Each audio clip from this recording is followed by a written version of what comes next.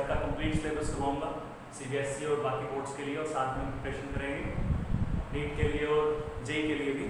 तो उसी को हम आज से स्टार्ट कर रहे हैं। हमारा आज का पहला लेक्चर है 12th क्लास के लिए, जिसमें हम स्टार्ट कर रहे हैं चैप्टर सॉल्यूशन। तो आज हम बेसिक सा सीखेंगे कुछ सॉल्यूशन के बारे में। आई होप कि आपको समझ में आएगा, और अगर आपको कोई डाउट है आता है चैप्टर से तो आप कमेंट्स कर सकते हैं। इसके अलावा आप मेरा टेलीग्राम चैनल भी सब्सक्राइब कर सकते हैं, ज्वाइन कर सकते हैं, वहाँ भी अपने डाउट्स दे सकते हैं। इसके अलावा टेलीग्राम चैनल पर आपको सब्जेक्ट से रिलेटेड, चैप्टर से रिलेटेड डाउट्स क्लियर करने के लिए क्वेश्चन सीरीज भी मिलेगी टाइम टू टाइम, जिसको आप सॉल्व कर सकते हैं और अपने स्किल्स को अच्छा बढ़िया कर सकते हैं कि चैप्टर के लिए। तो आज आपका ज़्यादा टाइम ना खराब करते हुए हम सीधा चैप्टर पे आते हैं और चैप्टर को स्टार्ट करते हैं। तो आज का चैप्टर हमारा है सॉल्यूशन। अब सॉल्यूशन को समझने के लिए हमें सबसे पहले मीनिंग समझना होगा। What is the meaning of solution? किसी भी चैप्टर को समझने के लिए सबसे पहले चैप्टर के नाम को समझना बहुत जरूरी है। अगर चैप्टर का नाम ही आपको समझ में नहीं आ रहा है तो आप नहीं बता सकते हो कि चैप्टर में हमें क्या पढ़ना है। अब अगर आपको किसी जगह भेजना हो और आपको यही ना पता हो कि जगह जाए करना क्या है, तो जगह पे भेजने का फायदा क्या है? तो वही बात यहाँ भी है कि चैप्टर पढ़ना है और चैप्टर का नाम का मीनिंग ही नहीं पता, तो चैप्टर पढ़ने का कोई फायदा हमारे पास रहता नहीं है। तो इसीलिए आज हम सबसे पहले सीखेंगे what is the meaning of solution, जिसको आप बहुत अच्छे से समझिएगा, क्योंकि इसमें जो टर्म्स मैं आपको बताऊंगा, छोटी छोटी टर्म्स, वो आगे जाके चैप्टर में आपको बहुत हेल्प करेगी हर चीज क्लियर करने में। तो कोशिश कीजिए कि आज आप सॉल्यूशन के मीनिंग को अच्छे से समझ पाओ। तो आज स्टार्ट करते हैं। सॉल्यूशन को समझने के लिए आपने एक वर्ड पढ़ा होगा 11th क्लास के अंदर, जिसको हम बोलते हैं मिक्सचर। मिक्सचर के बारे में पढ़ते थे कि हम जब दो या दो से ज्यादा प्योर सब्सटेंस को मिक्स करते हैं in any ratio by mass, तो दे कॉल्ड मिक्सचर। फिर मिक्सचर में ही आप दो चीजें पढ़ते थे। एक आप पढ़ते थे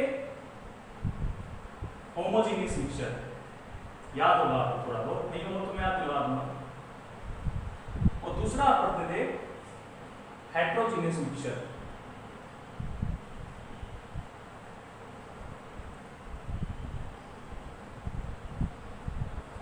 ठीक है, यहां तक हमने सीखा था।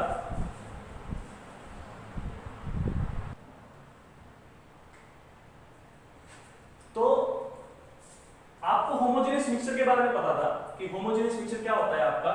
ऐसा मिक्सचर जिसके अंदर जितने भी कंपोनेंट्स आपने मिक्स किए हैं, अगर वो यूनिफॉर्म कंपोजिशन शो करते हैं, एक जैसा घुल जाते हैं, तो उसको हम होमोजेनियस मिक्सचर बोलते थे। लेकिन अगर आप दो कंपोनेंट्स को मिक्स कर रहे हो, तीन कंपोनेंट को मिक्स कर रहे हो, वो सभी आपको सेपरेटली उसमें दिख रहे हैं, तो उसको हम हेट्रोजेनियस बोलते थे। मैं एक आपको एग्जांपल दे देता हूं। होमोजेनियस मिक्सचर में जो एग्जांपल आपको सबसे बेस्ट याद आएगा वो आएगा साल्ट और वाटर का। साल्ट में हम यूज करते थे आपका NaCl और वाटर लेते थे H2O। तो जब हम NaCl को पानी में डालते हैं तो NaCl आपको पानी में जाने के बाद दिखता नहीं है, घुल जाता है। इसका मतलब कि आपको सिर्फ क्या दिख रहा है? पानी दिख रहा है। तो क्योंकि सिर्फ पानी दिख रहा है, इसका मतलब आपने दो या दो से ज्यादा फेज यूज किए। सॉलिड है जैसे NaCl और वाटर लिक्विड है, लेकिन आपको दिख सिर्फ क्या रहा है? आपको दिख सिर्फ फिजिकल वाटर ही दिख रहा है, लिक्विड स्टेट दिख रही है। इट मींस कि ये कैसा मिक्सचर हुआ है? होमोजेनियस मिक्सचर हुआ। इसके बहुत से एग्जांपल आप भी अपने आसपास देख सकते हो। और हेट्रो में हम क्या ले सकते हैं? हेट्रो में जो एग्जांपल यूज कर सकते हैं वो कर सकते हैं सैंड और वाटर का। जब आप सैंड और वाटर को मिक्स करते हो तो सैंड भी आपको पानी में दिखेगी और वाटर भी आपको जो है वो पानी के अंदर आपको दिखता है। तो ये दो तरह के मिक्सचर हम पढ़ते थे। होमोजेनियस मिक्सचर हम कह सकते हैं कि आपको सिर्फ सिंगल फेज दिखेगा, यानी कि मोनोफेज होगा। मोनोफेज का मतलब है कि सिर्फ एक सिंगल फेज होगा। लेकिन हेट्रोजेनियस मिक्सचर के अंदर आपके एक से ज्यादा फेज होंगे, दो फेज हो सकते हैं, तीन हो सकते हैं, चार हो सकते हैं। वो डिपेंड करता है कि आप उसमें क्या घोल रहे हो, कितना घोल रहे हो। चलिए, तो हमने होमोजेनियस मिक्सचर को तो समझ लिया। अब होमोजेनियस मिक्सचर की एक खास बात ये होती है, या मिक्सचर की एक खास बात ये होती है कि मिक्सचर के अंदर जिन कंपोनेंट्स को मिक्स कर रहे हैं वो आपस में रिएक्ट नहीं करेंगे।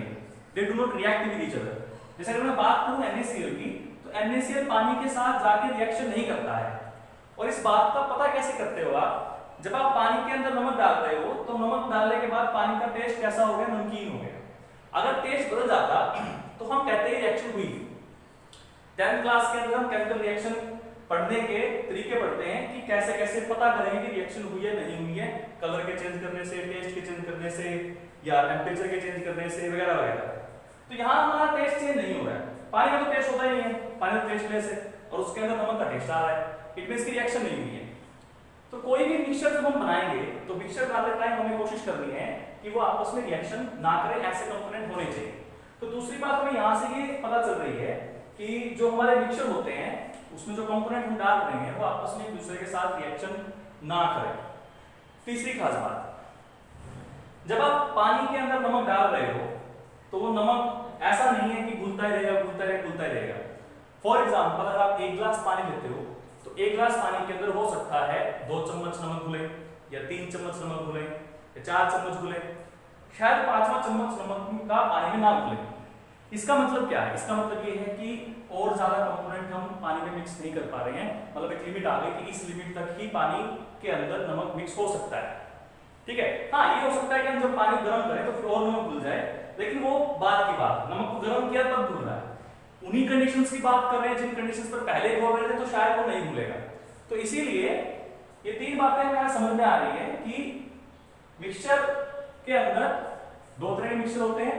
अब चाहे मिक्सचर कोई सा भी हो, उसमें हम ये देखते हैं कि उसमें जो कंपोनेंट्स है वो हमारे केमिकली रिएक्टिव ना हो। और तीसरी खास बात ये दिख रही है कि उसको एक लिमिट तक ही हम मिक्स कर सकते हैं, उसके बाद उसको मिक्स करना थोड़ा सा मुश्किल हो जाता है। अब यहां से जो हमारा होमोजीनियस मिक्सचर होता है, इस होमोजीनियस मिक्सचर को ही हम बोलते हैं सॉल्यूशन। कोई भी ऐसा मिक्सचर जो होमोजीनियस होगा वो आपका सॉल्यूशन कहलाएगा। यानी कहने की बात ये हो गई कि जितने भी सॉल्यूशन हैं वो सारे के सारे मिक्सचर हैं, लेकिन सारे के सारे मिक्सचर सॉल्यूशन नहीं हो सकते हैं। दोबारा समझिए इस बात को, मैं कहूंगा जितने भी सॉल्यूशन हैं वो सारे मिक्सचर हैं, लेकिन सारे के सारे जो मिक्सचर हैं वो आपके सॉल्यूशन नहीं हो सकते हैं। क्यों नहीं हो सकते हैं? क्योंकि मिक्सचर तो हेटेरोजेनियस भी हो सकते हैं, लेकिन सॉल्यूशन होने के लिए मिक्सचर का होमोजीनियस होना जरूरी है। तो यहां से हमें सॉल्यूशन की डेफिनेशन आज समझ में आ गई। तो अब हम सॉल्यूशन की डेफिनेशन को थोड़ा सा ध्यान से समझते हैं दोबारा से कि मैं आपको क्या बताना चाह रहा हूं। तो यहां से हमें क्या मिलता है कि सॉल्यूशन क्या होता है? Solution is A homogeneous mixture, पहली बात तो ये। दूसरा, जिसके अंदर क्या होते हैं? 2 या उससे ज्यादा केमिकली इनर्ट, जो दूसरे से रिएक्शन ना करें, विद ईच अदर, ऐसे कंपोनेंट्स हम चूज करते हैं। और तीसरा कि एक सर्टेन लिमिट तक ही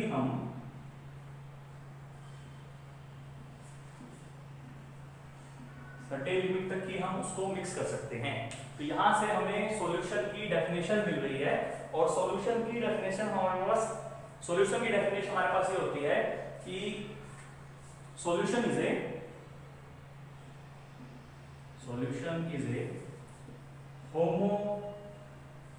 homogeneous mixture in which 2 or more chemically inert component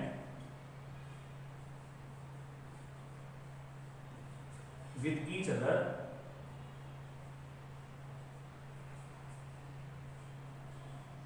are mixed together within a certain limit। तो ये आपकी डेफिनेशन बनती है यहां से सॉल्यूशन की, कि सॉल्यूशन क्या होगा? सॉल्यूशन हमेशा एक होमोजीनियस मिक्सचर होगा, जिस मिक्सचर के अंदर हमारे पास 2 या 2 से ज्यादा ऐसे कंपोनेंट होंगे जो आपस में केमिकली रिएक्शन नहीं करेंगे, और उनको हम मिक्स कर सकते हैं, लेकिन एक लिमिट तक ही मिक्स कर सकते हैं। उस लिमिट के बाद वो शायद मिक्स होना बंद हो जाएंगे।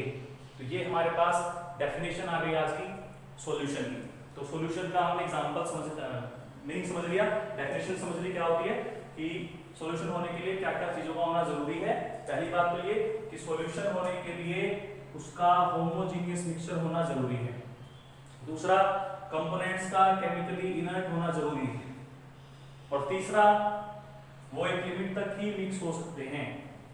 अगर वो रिएक्शन कर जाएंगे आपस में तो कंपाउंड बना लेंगे भाई, और compound in pure form, mixture is in pure form, it means कि solution is a impure form, not a pure form. तो आप कहीं पे लिख सकते हो कि सॉल्यूशन जो होती है वो मैटर की इम्प्योर फॉर्म होती है, because it is a homogeneous mixture.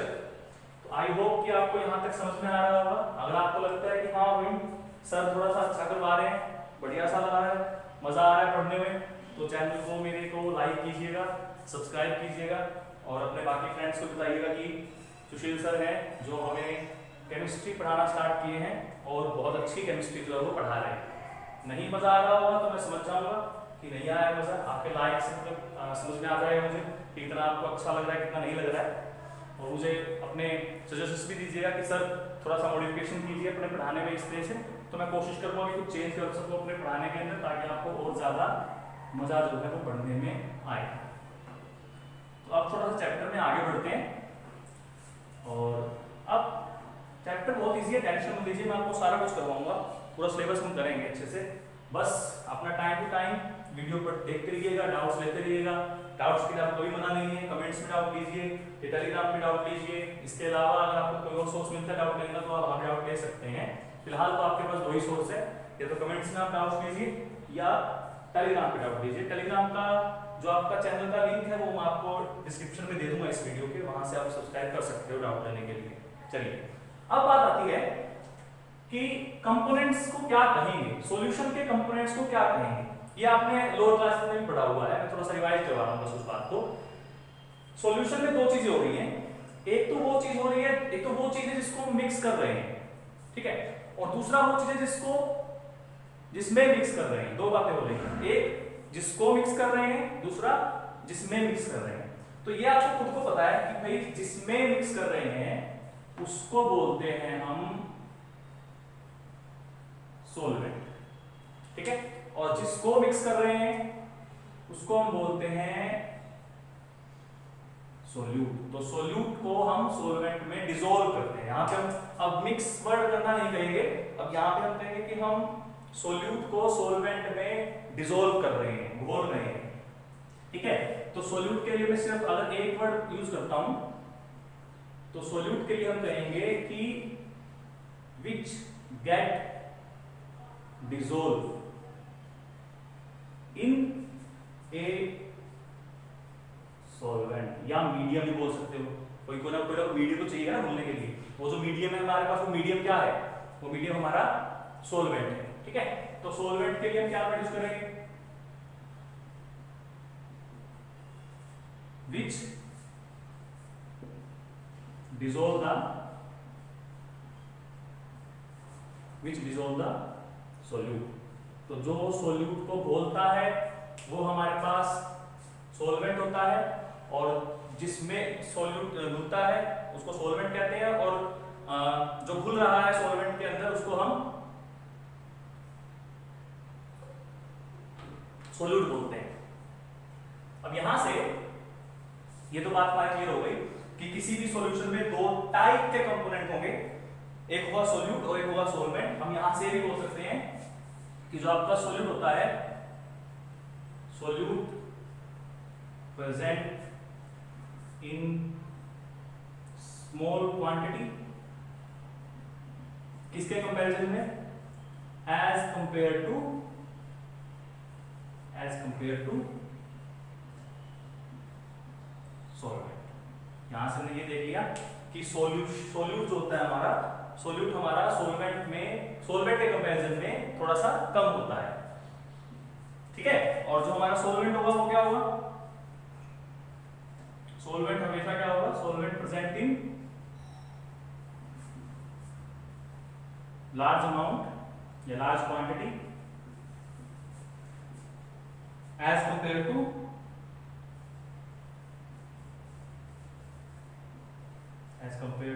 Solute. तो किसी भी सॉल्यूशन में दो टाइप के कंपोनेंट आपको देखने को मिलते हैं, एक को हम बोलते हैं सोल्यूट और दूसरे को हम बोलते हैं सॉल्वेंट। अब थोड़ा सा और समझते हैं इसी बात को। अच्छा आप ये सोचिए कि किसी भी सॉल्यूशन में कितने सोल्यूट हो सकते हैं, किसी भी सॉल्यूशन में कितने सोल्यूट हो सकते हैं, कितने भी हो सकते हैं, 1 2 3 4 5 6, वो डिपेंड करता है कि सोल्यूट किस किस कंपोनेंट को अपने अंदर डिसोल्व करवा सकता है। और किसी सॉल्यूशन में सॉल्वेंट कितने होते हैं, तो उसका आंसर होगा किसी भी सॉल्वेंट में किसी भी सॉल्यूशन में एक ही सॉल्वेंट होगा, सोल्यूट बहुत ज्यादा होंगे। तो ये बात आपको ध्यान रखनी है कि किसी भी सॉल्यूशन के अंदर जो हमारा सॉल्वेंट होता है वो हमेशा 1 होता है, लेकिन सॉल्यूशन जो होते हैं हमारे सोल्यूट जो होते हैं हमारे पास एज मैनी एज हो सकते हैं, सोल्यूट जो है हमारे पास वो कितने भी हो सकते हैं, ये बात आपको ध्यान रखनी है। दूसरी बात, किसी भी सॉल्यूशन की फिजिकल स्टेट किस बात पर डिपेंड करेगी, किसी भी सॉल्यूशन की फिजिकल स्टेट किस बात पर डिपेंड करेगी। फिजिकल स्टेट का मतलब है कि वो सॉल्यूशन सॉलिड होगा, लिक्विड होगा या गैस होगा, वो किस बात पर डिपेंड करेगा। सॉल्यूशन में ज्यादा क्या है, सॉल्वेंट। एग्जांपल दीजिए आप, पानी में नमक मिक्स किया आपने, पानी क्या था, लिक्विड, नमक क्या है, सॉलिड, लेकिन दिख क्या रहा है, लिक्विड। इसका मतलब जैसी फिजिकल स्टेट सॉल्वेंट की होगी वैसी ही फिजिकल स्टेट आपकी सॉल्यूशन की भी होगी। यानी यहां से हम ये कह सकते हैं कि physical state of any solution depends on the physical state of solvent।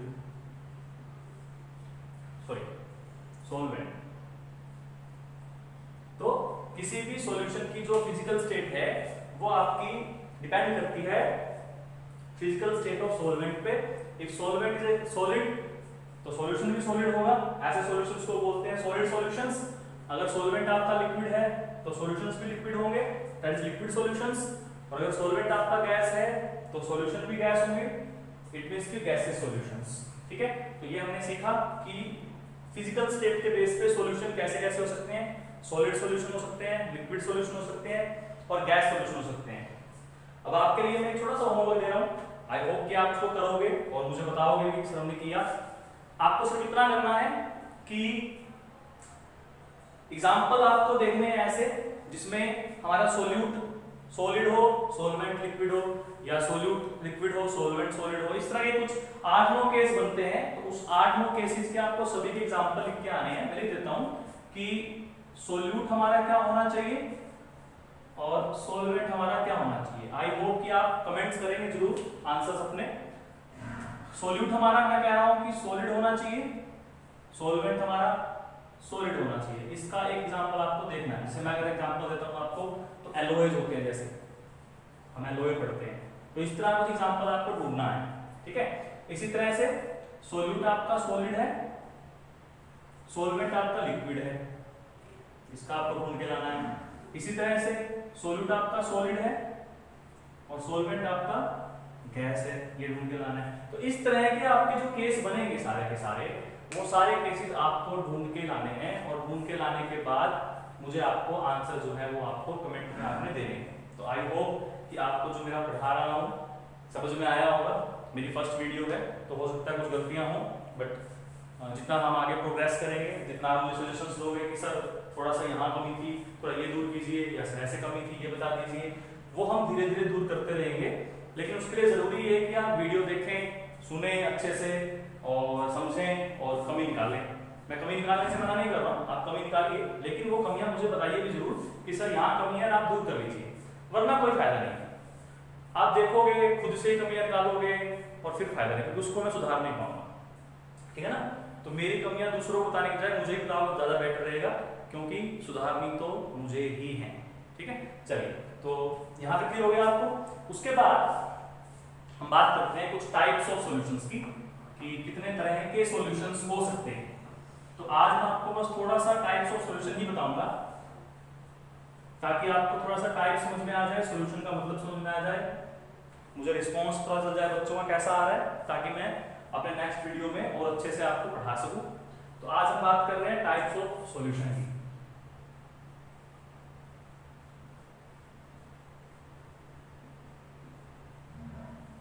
इसमें सबसे पहले आता है कि अगर हम बात करें on the basis of number of components कितने हैं, on the basis of number of components, किसी सॉल्यूशन के कंपोनेंट कितने हो सकते हैं, ऐसे सॉल्यूशन को क्या कहेंगे। जैसे आपके सिलेबस में जो आप सॉल्यूशंस पढ़ते हो, वो सिलेबस वाले सॉल्यूशंस आते हैं तो बोलते हैं बाइनरी सॉल्यूशन। आपके सिलेबस में जो सॉल्यूशन आप पढ़ रहे हो, आप बाइनरी सॉल्यूशन पढ़ रहे हो। बाइनरी सॉल्यूशन का क्या मतलब है? बाइनरी सॉल्यूशन का मतलब है ऐसे सॉल्यूशंस जिसमें सिर्फ दो कंपोनेंट ही होंगे। बाइनरी वर्ड से में आता है, एक हमारा होगा सोल्यूट और एक हमारा होगा सोलवेंट। सोलवेंट तो वैसे भी हमेशा एक ही रहेगा, चेंज क्या होंगे? चेंज हमारे सिर्फ सोलवेंट होंगे। तो पहला सॉल्यूशन कौन सा हो गया? पहला सॉल्यूशन हो गया आपका बाइनरी सॉल्यूशन। फिर आपका आता है सेकंड, इसको हम बोलते हैं टर्शरी सॉल्यूशन। तो टर्शरी में क्या होगा? तीन कंपोनेंट हो जाएंगे और तीन कंपोनेंट में पहले दो क्या होंगे आपके? सोल्यूट और एक क्या होगा आपका? सॉल्वेंट। तो ऐसे सॉल्यूशन को कहेंगे टर्शरी सॉल्यूशन। ऐसे ही और क्या हो सकते हैं? क्वार्टनरी सॉल्यूशन हो सकते हैं। क्वार्टनरी में कितने कंपोनेंट होंगे? चार, जिसमें आपके तीन क्या होंगे? सोल्यूट, एक क्या होगा? सॉल्वेंट। तो आई थिंक आपको समझ में आ गया होगा कि कितने तरह के सॉल्यूशन हो सकते हैं on the basis of number of component. तो तीन तरह के सॉल्यूशंस आपके होते हैं, एक होता है आपका बाइनरी सॉल्यूशन, एक होता है आपका टर्शरी सॉल्यूशन और एक होता है आपका क्वार्टनरी सॉल्यूशन। इसके बाद एक क्लासिफिकेशन और कर रहे हैं बस आज हम, बाकी क्लासिफिकेशन हम करेंगे नेक्स्ट लेक्चर में। मैं इसलिए वो छोड़ रहा हूं ताकि आप वेट करो नेक्स्ट वीडियो का। अगर मैं इसी में करवाता हूं शायद आप वेट ना करो मेरा, बट मैं चाहता हूं कि आप मेरा थोड़ा सा तो वेट करें कि सर नेक्स्ट वीडियो में क्या करवाएंगे, क्या बताएंगे, क्या नहीं बताएंगे। तो कोशिश कीजिएगा। एक टाइप और सिर्फ बता रहा हूं आपको मैं, उसके बाद ये वीडियो हम यहीं रोक देंगे और नेक्स्ट वीडियो में आपको मैं बाकी की चीजें बताऊंगा सॉल्यूशन के बारे में। तो नेक्स्ट जो क्लासिफिकेशन आपकी है वो है आपकी on the basis of amount of solute. ठीक है, और इसके बेस पे सॉल्यूशन आपके दो तरह के होते हैं। एक आपका होता है कंसंट्रेटेड सॉल्यूशन